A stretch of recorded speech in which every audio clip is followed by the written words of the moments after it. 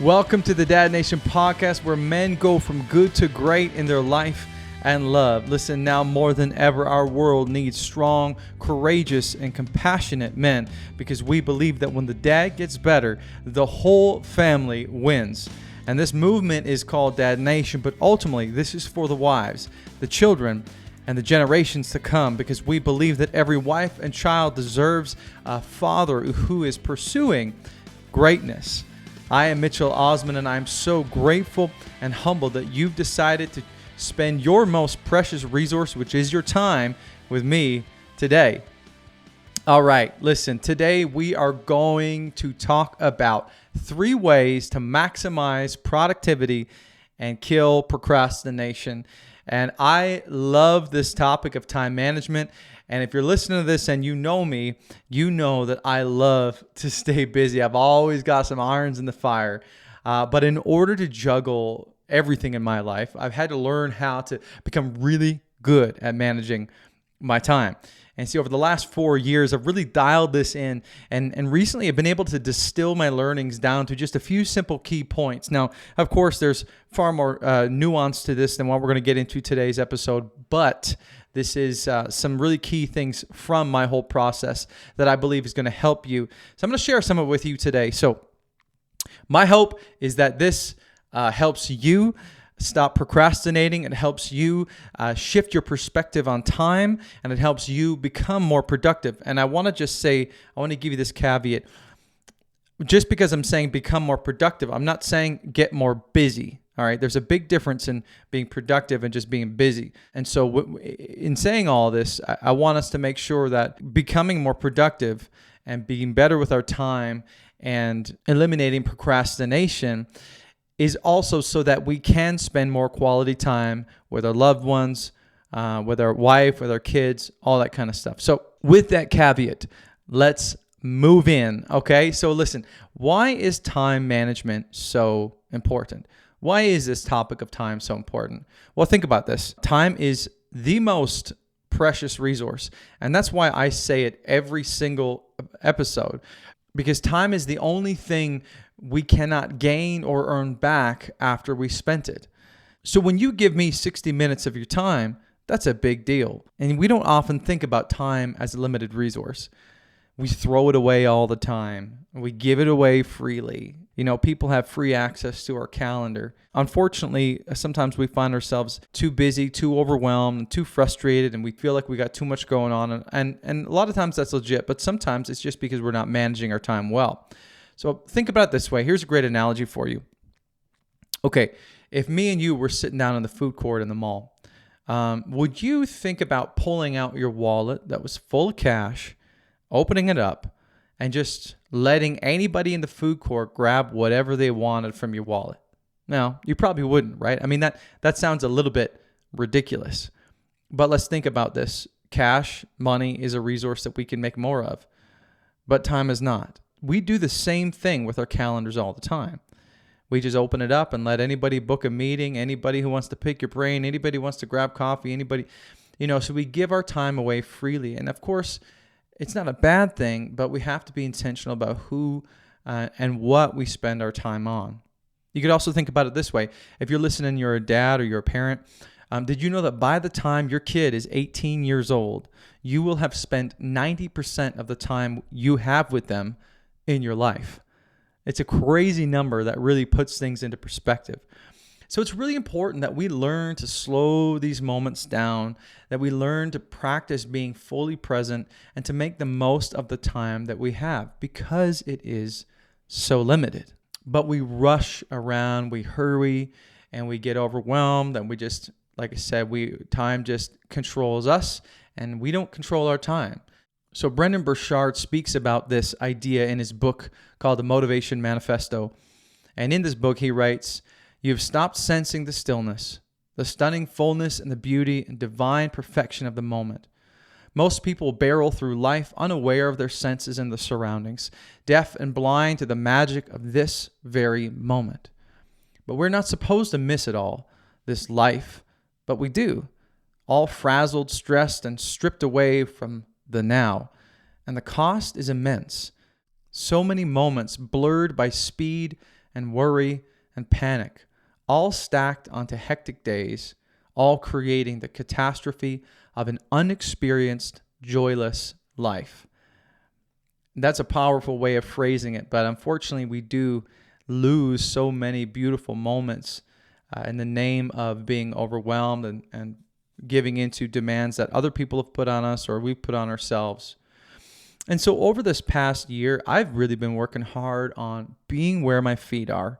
That's a phrase I heard a little while ago, and they said, Mitch, just be where your feet are. And really what that means is just to become present, to fully enjoy each moment. Also in this book, Brendan Burchard talks about this idea of slowing down time and having moments swirl around you.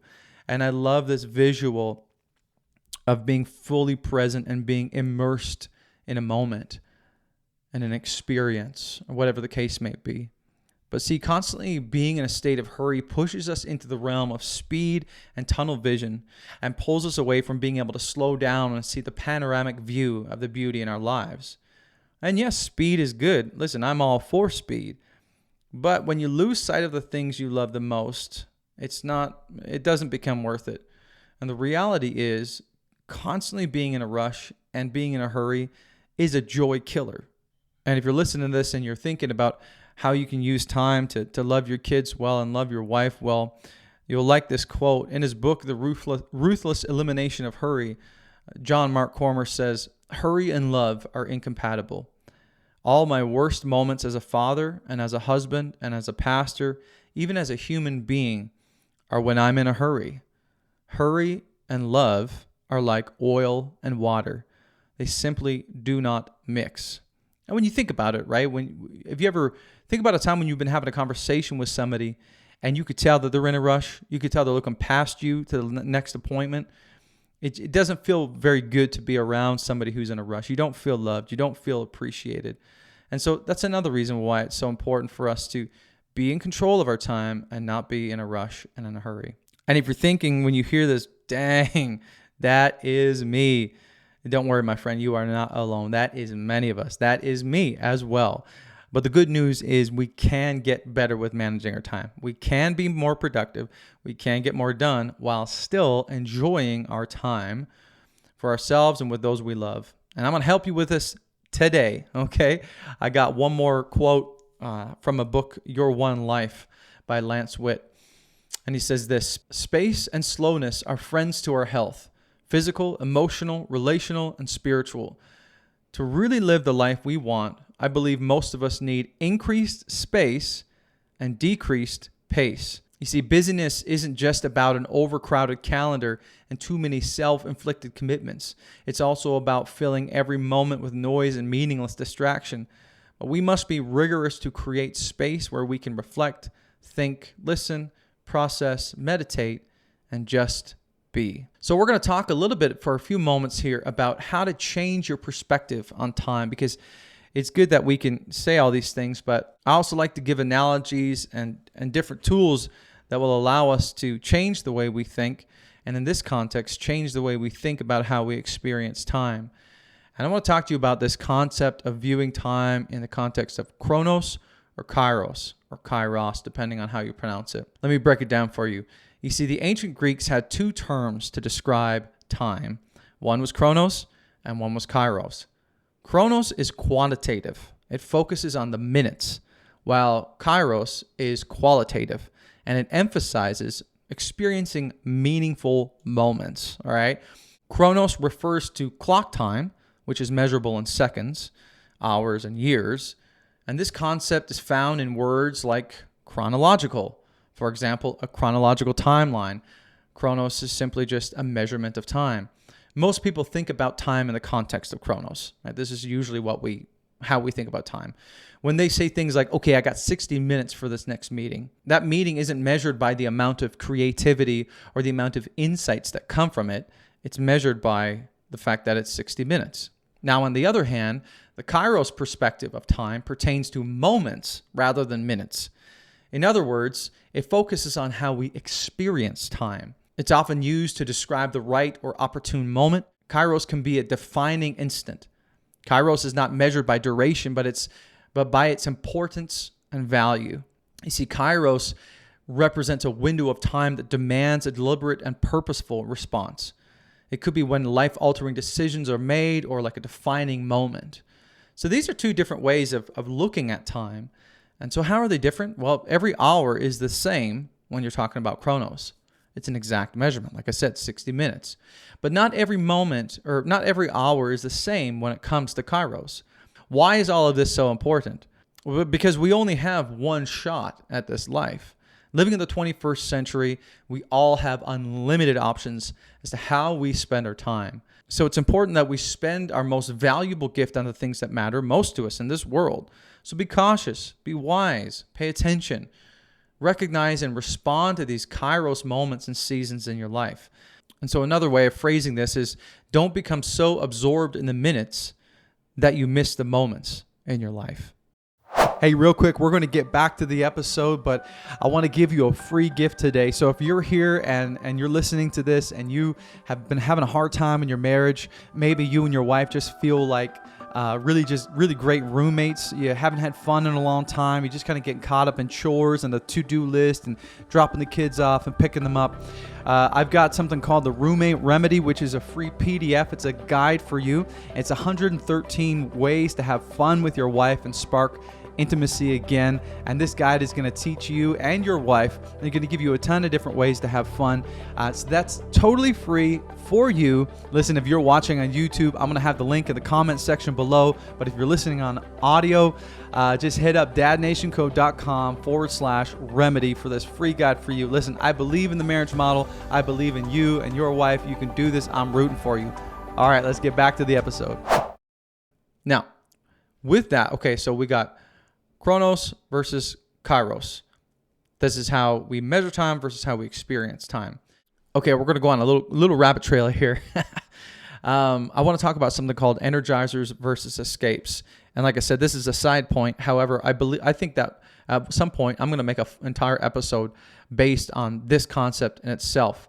And this concept really talks about how we use time to refresh and recharge. It's this idea of using time to energize or using time to escape. What happens is when we think about the time that we have to spend, maybe it's free time, right? I think that a lot of people do things in their free time that they would call something they will call an energizer, when in reality, it's an escape. And so it's important for us to use this time that we have, this alone time or downtime, to energize ourselves or fill our buckets. Because the only thing that's really filling our bucket are things that are energizing us, right? So for example, an energizer could be going for a walk after dinner. An energizer could be reading a book or working on, if you enjoy working with wood, doing something in the garage or whatever the case is. Example of an escape might be video games, for example. Just blast away 3 hours, or just mindlessly scrolling Instagram, or eating, or coming home and drinking a bunch of beers, or whatever the case is.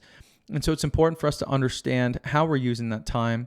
And so I want you to think about this. Make a note of the free time that you have, and make a note of the activities that you are doing in that free time. And ask yourself, are these activities energizing me, or are these activities an escape? Be honest with yourself, right? Be honest with yourself, because the problem is if you're just using that time to escape, what's happening is you're not filling that bucket, you're not recharging your batteries. And so the next morning when you get back up, you're no further than you were when you went to bed that night before. But when you're energizing yourself, you're waking up feeling recharged, refreshed, and that's really what we want to do, right? So what are you using that time to? Are you using it to energize or escape? That's a quick sidebar. All right, now let's go back to another analogy that I want to teach you to help you shift your perspective on how you spend your time. Okay, now this is not mine. This is from a brilliant man named Stephen R. Covey. That he's an author of the highly renowned book, The 7 Habits of Highly Effective People. And he introduced the concept of the clock and the compass as part of his teaching on personal effectiveness and leadership. You see, the clock and the compass represent the two different dimensions of our lives, which is time management and life direction. Okay, so I'll break it down for you, both of them. So the clock represents the concept of time management, right? It symbolizes the activities and tasks that consume our time on a daily basis. This includes our commitments, our obligations, our responsibilities, and all the demands placed on us by others. Now, looking at our lives through this clock perspective is all about managing our schedules, prioritizing our tasks, and being efficient in how we allocate our time. The reality is, in life, most people solely focus on the clock, getting caught up in urgent and immediate tasks that demand their attention. We live like this all the time, and we often end up feeling overwhelmed and unfulfilled despite being super busy, right? Now, let's talk about this compass way of looking at time and how we use it. Living our lives guided by the compass is about setting our own course and making decisions that align with our deepest aspirations and what truly matters to us. The compass is all about looking at our lives with the lens of our core values, our passions, and our purpose. You see, the compass symbolizes our core principles, our long-term goals, and the vision we have for our lives. And it's super important that we regularly check our compass to ensure that we're headed in the right direction. And by consistently aligning our actions with our values and goals, we're making sure that we're living a life that is majoring on the majors and that we are living life to the fullest, the most passionate and the most in line with what we value most in this life. You see, the compass helps us differentiate between what is truly important and what is merely urgent. All right, I'm going to read that again. The compass helps us differentiate time between what is truly important and what is merely urgent. You see, when we give our time to what's most urgent, we're living our life led by the clock.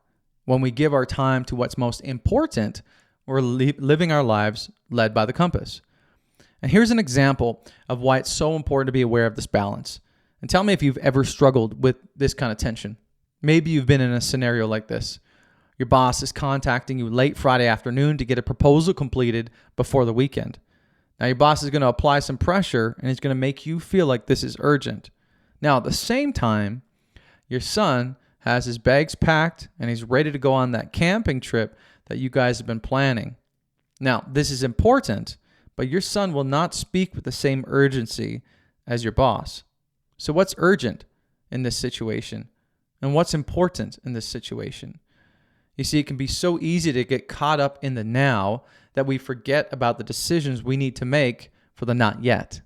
And you see, living a truly fulfilled and balanced life lies in finding a balance between the clock and the compass.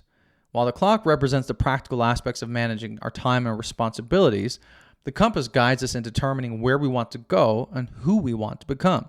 So the compass is connected to Kairos, right? Like what I mentioned earlier. As this word expresses emotions, purpose, experiences, value, and passion. Now, how is this played out in a conversation? When you ask somebody about the concert that they went to last night and they light up as they begin to tell you about the show and the band and the lights, you see, that's a Kairos kind of question. But when you ask them how long that concert was, that's a Chronos kind of question. So with that being said, all right, this is how I want you to think about how you're spending your time. You know, are you looking at how you're spending your time that's going to build into you, invest in your family, build into who you want to become or where you want to go? Or are you simply just letting life happen to you and you're just logging time without a whole lot of intentionality? Okay, so now that we've set this up and how we want to view time, we're going to get into how the 3 ways and how to maximize your productivity and kill procrastination. All right. So number 1 is learning how to prioritize your time appropriately. Here's the thing. We all love to-do lists, but there's a giant flaw in having a generic to-do list. And here's what the problem is. When you're just spewing everything out on a to-do list, there's no hierarchy really of what's important. Everything kind of seems to be weighted equally. Planning that camping trip with your son is the same as taking out the trash or feeding the dog or cleaning the bathrooms. And so it's really difficult to be able to balance them appropriately. And then if the list is too big and vague, we can experience paralysis by analysis. It can just be so overwhelming that we don't do anything of it all, right? So your to-do list becomes a kind of a catch-all for everything that needs to get done with no strategy or filtering process. For example, what's most important of this list? What gets your best time? What gets your best attention? What's making you money on this list? Or what's depositing into your relationships in this list? So we need to learn how to categorize and prioritize our tasks in order to decide what to do and when to do it. And a fantastic tool to do that is something called the Eisenhower matrix, okay? Because when we don't prioritize and think through the lists of things to do in order of importance, literally, like I said, everything gets the same amount of priority and same amount of time. But we all know this isn't the case, right? Taking your daughter out for an ice cream date is far more important than cleaning out the tools in the shop. But yet, when we throw them on a blank sheet of paper with no structure, they all carry the same importance, all right? So to help elevate your perspective, I'm going to teach you this matrix, okay? This is a simple tool that helps people decide how to prioritize tasks based on their urgency and their importance, okay? And it divides tasks into 4 categories. And if you're watching on YouTube, I actually have this matrix thrown up on the screen.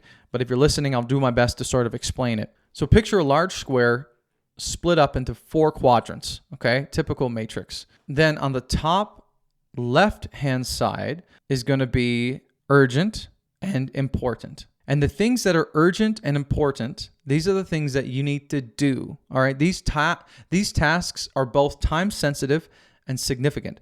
They need immediate attention. This could include dealing with a sudden work crisis, taking care of a sick family member, or fixing a broken appliance at home. Okay, so that's the top left.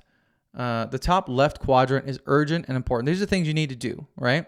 Now, looking to the top right side of the matrix is going to be important, but not urgent. Now, these are things that you need to decide on, okay? These tasks are meaningful and contribute to your long-term goals, but they don't require immediate action. And this might involve things like planning for a family vacation or working on personal health and fitness goals or planning a date night out with your wife. So again, these are things you need to decide on. So we've got do, top left, do, and then top right, decide. And then the bottom left, right below urgent and important, you have urgent but not important. Now what these are things you have to delegate. So you've got do, decide, delegate. Now these tasks may seem pressing, but they don't have a significant impact on your goals. This could be responding to non-essential emails or attending unnecessary meetings or helping a friend with a small favor when you have more important matters to address. So these are also tasks that maybe you don't need to do yourself, that you can simply delegate. Now let's move on to the bottom right hand of the matrix. Now these are not urgent and not important, okay? So these are tasks that you're going to delete. Okay, these tasks are neither pressing nor meaningful. They often waste time and don't contribute much to your goals. This might include mindlessly scrolling through social media, watching too much TV, or doing tasks that could also be delegated to others. Now, when we use this matrix, we can better manage our time by focusing on what truly matters. Right? This is going to help you prioritize the most important tasks that contribute to your well-being, your relationships, and your goals, while avoiding getting caught up in tasks that are less meaningful and can be delegated to free up more time for what truly matters. So anytime you feel overwhelmed with tasks, quickly grab a piece of paper and sketch out the matrix and start getting it out of your head and onto the page. And you're going to feel so much better when you get all that stuff out of your brain. Trust me, my friend, you will feel so much lighter. So in summary, number 1, how to prioritize your time more appropriately by using the Eisenhower matrix, okay? Now let's move on to point number 2, which is how to take back control of your calendar. This is kind of tickling what we were talking about in the beginning here when we don't really have a lot of control and we give away our time freely. So if we want to simplify our lives, we got to get control of our calendars. And if time is our greatest currency and it's the most valuable, then it's important that we start looking at how we're using our calendar, right? So here's an exercise that's going to help you. Number 1, I want you to make a list of people in your life who get your automatic yeses, right? So that if you're not sure, that should be, your wife, your kids. That's probably it. Maybe there are other people, but those people who get your automatic yes, that for 99% of the time, you're like, it's going to be a yes. Now make a list of people who are a consideration. They're people that you may not be automatic yeses. They may be no's, but it's a case-by-case basis, right? These might be friends, extended family, acquaintances, colleagues, etc. Now I want you to make a list of people that are pretty much automatic no's, okay? These people, unless there's like a significant change, you're going to decide will no longer just get endless amounts of your free time and attention. Now, these could be energy vampires. I like to call it people just kind of drain your energy. People drag you down, all that kind of stuff. Make a list of those people. Sidebar, if you're the kind of person who just loves to help people and please people, and you find yourself getting weighed down and overwhelmed to the point where your life is affected in a negative way, I'd advise you to read a book called Boundaries by Dr. Henry Cloud. And it's a fantastic book that can help you set up healthy boundaries and teach you how to say no and how to say yes and when to say no and when to say yes.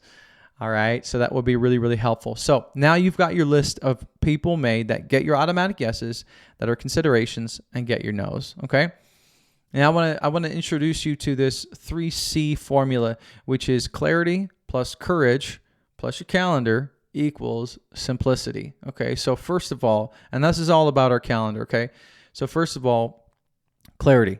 And this is the most important goal. You need to find out what matters most to you. What are the non-negotiables in your life? Some of these non-negotiables should probably be being a great parent, prioritizing your health, prioritizing your marriage, and you need to know what your must-dos are, because it's much easier to say no when you know what's going to get your yes, right? Let me say that again.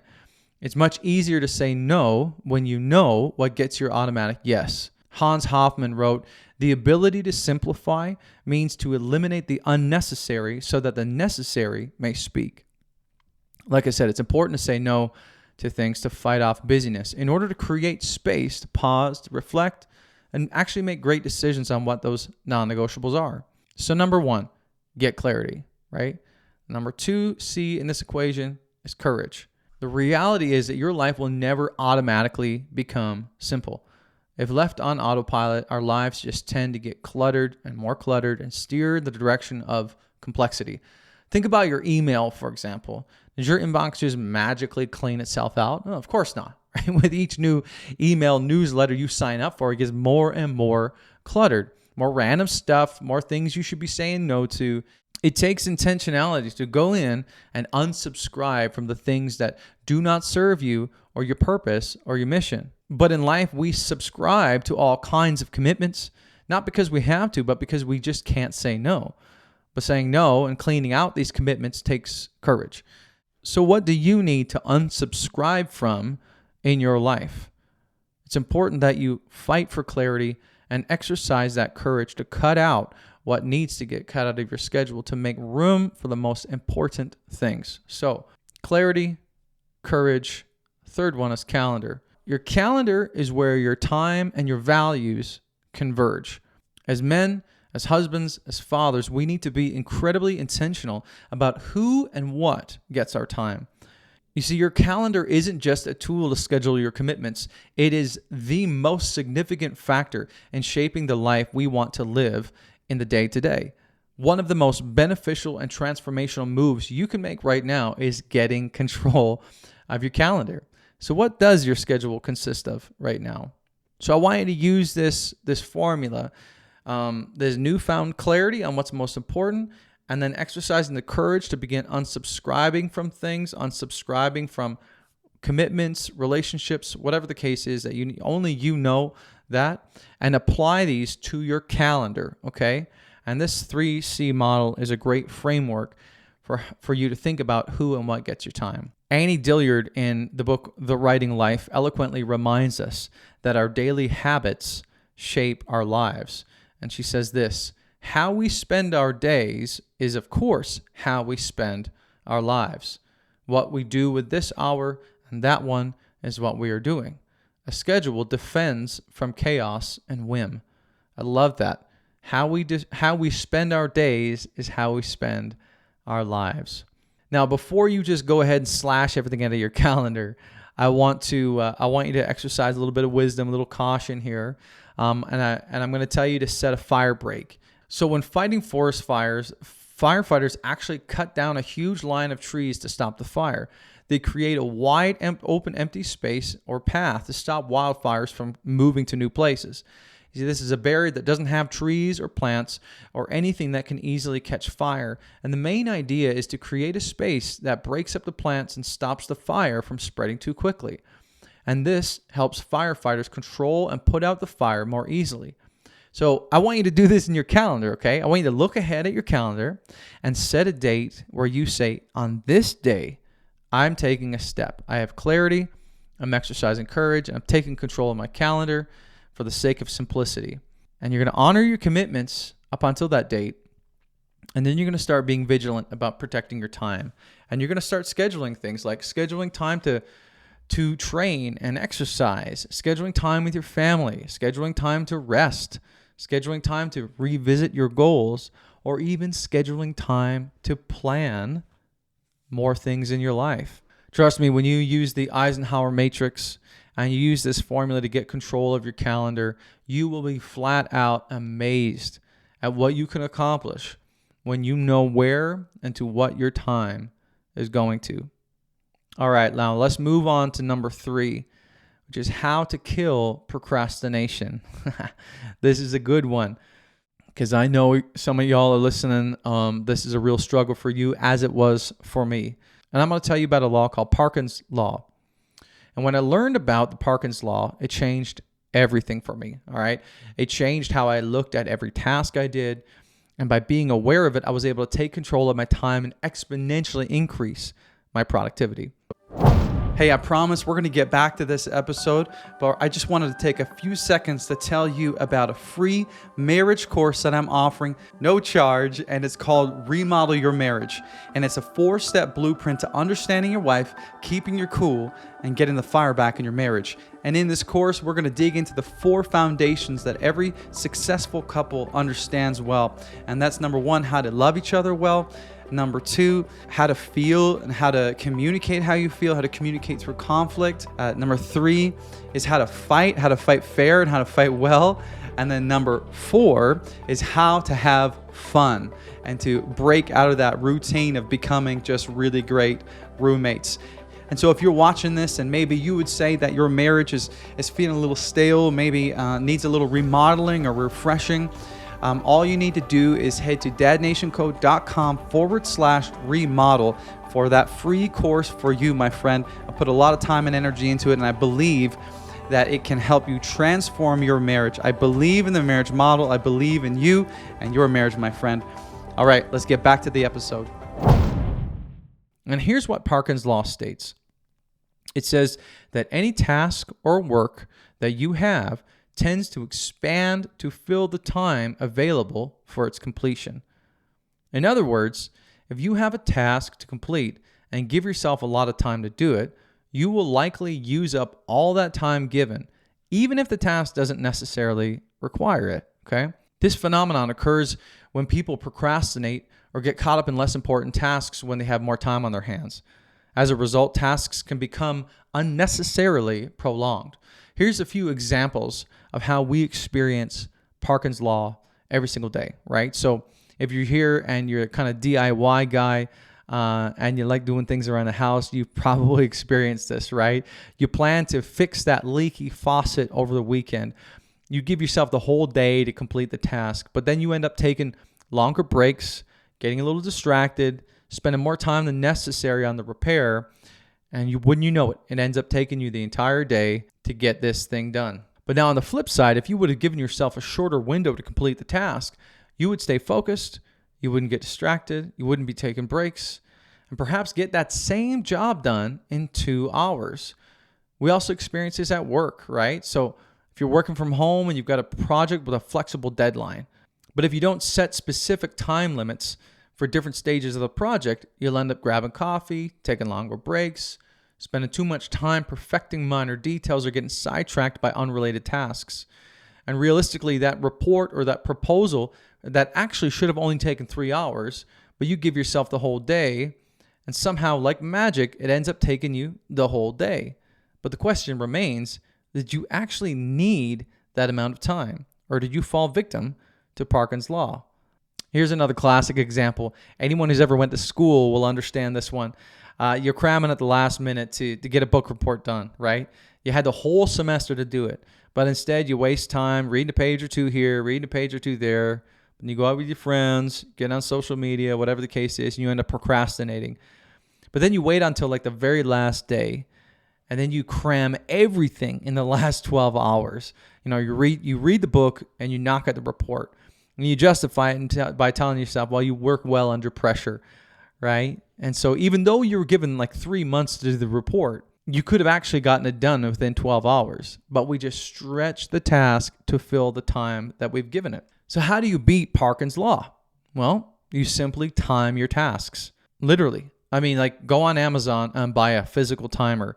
Don't use your phone, because every time you pick up your phone to set a timer, you're going to end up on Instagram or checking your email. So don't even try to kid yourself. Go out and get a physical, actual timer that only does one thing, and use a timer to time every single task you're doing.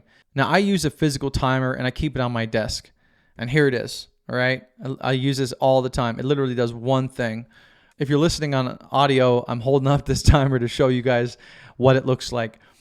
It has one function, like I said, to time me in the tasks that I give it. It goes up to 90 minutes, all right? I bought this 1 year ago, and even as I was writing the notes this morning for this podcast episode, I was using this timer. Today, March 7th, 2023, still using it. I use it multiple times a day because I'll say I'm going to give myself 2 hours for this task, and when that 2 hours are up, I will be done, okay? No ifs, ands, or buts. And by doing that, it's incredible how I can actually get it done. I'm actually going to put this link to this specific timer in the show notes below, because it's actually really slick and it works really well and just kind of looks pretty rad. So I'll put it below. I just bought it on Amazon. It's like $20 or something. And like I said, this one hack changed so much for me and finally allowed me to lock in some serious productivity, which created more time and virtually eliminated my procrastination. All right, so that wraps up the 3 ways to maximize your productivity. Number 1, use the Eisenhower matrix to help you prioritize your tasks appropriately. Number 2, use the 3C formula to control your calendar. And number 3, learn to time your tasks to beat Parkin's law. And you know what? Just because I'm feeling a little energetic and a little generous today, I'm going to show you how I do a time and energy audit. I walk through this with guys all the time, and I'm hoping by now that you're starting to see why it's so important to know exactly where your time and attention goes. Because as Tony Robbins says, your energy flows where your attention goes. All right. In other words, you need to give your best energy to what matters most in this life. So that's where you need to be placing your attention. So the time and energy audit is a great tool to help you discover the quality of the time you're spending and the quantity of time you're spending in your life. Step number 1, I want you to list everything that you spend your time on from Monday to Sunday, all right, for a full 7 days. Now, you're not going to do this right now, obviously, but take some time. It's worth it. Write down everything you spend your time on. Now, I want you you take that giant list. I'm going to get you to make another list with 2 columns. On the left-hand side, you're going to write clock. And on the right-hand side, you're going to write compass, okay? And then I want you to take all those tasks, and I want you to place them. Are they clocked? Is it clock time or is it compass time? What's the nature of that time you're spending? And I want you to populate that list, and I want you to take a step back and look at where you're spending your time and where you're spending your energy. Now, this can also be done using the other frameworks we discussed as well. You can make a list with Chronos and Kairos, Energizers and escapes on the left and right. If you're kind of a geek like me, you'll probably do all of that. So back to the concept of the clock and the compass. If on your list you write date night with your wife, that's compass time, right? If you write getting an oil change, that's clock. Mowing the lawn, clock. Having a game night with the kids, compass. Working out, compass. Scrolling social media, clock. revisiting or readjusting your goals, compass, right? And so make a list of these things. And as you review this list, and also I want you to think about like the last 3 years of your life and answer these questions. Have you been driven by the clock, or have you been driven by your compass, right? Or maybe you've been successful at both, but be honest with yourself. Number 2, when you look at your present situation, is your life more clock driven or compass driven? And how can you use the tools that I've given you today to change that? And now, as you look forward to the next 3 years, what would you like that balance to look like? What are the directions on your compass? Draw out a compass, and instead of writing out north, west, east, and south, you can draw your top 4 core values that you want to pursue in your life. And lastly, if you're watching on YouTube, I want to hear from you like always, right? Out of all that we shared today in today's episode, what's one step that you're going to take today? What's one thing that you can implement immediately to get control of your time and to kill your procrastination? Let me know in the comments, and let's have some conversations about it, all right? Listen, thank you so much again for spending your precious time with me. It means so much. It is my hope and my desire that you, from this episode, that you've got some real practical tools that you can take away from this, and that you are going to take the steps you need to make more time for your family, for your loved ones. But with the time that you have to work, that you're going to be so much more productive, that you will procrastinate less. And this is overall just going to be a game changer for you. All right. So that's it for today. Listen, as always, I'm here for you. I'm rooting for you. I'm in your corner, my friends. Have a fantastic day. We'll catch up next week on our podcast episode. See you guys.